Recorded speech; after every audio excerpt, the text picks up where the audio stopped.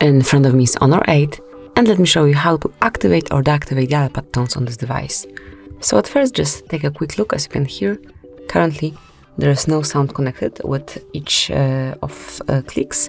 And if you'd like to change it, if you'd like to add tones to your digits, just open settings at first, then find and select sound right here and go a bit lower.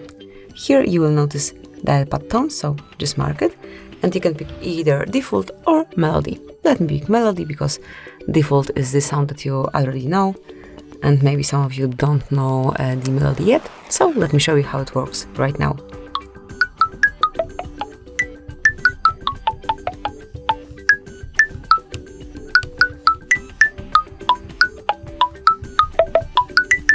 And that's it, that will be all. Obviously, if you'd like to turn it off, it's working the same way, smoothly unmark the switcher.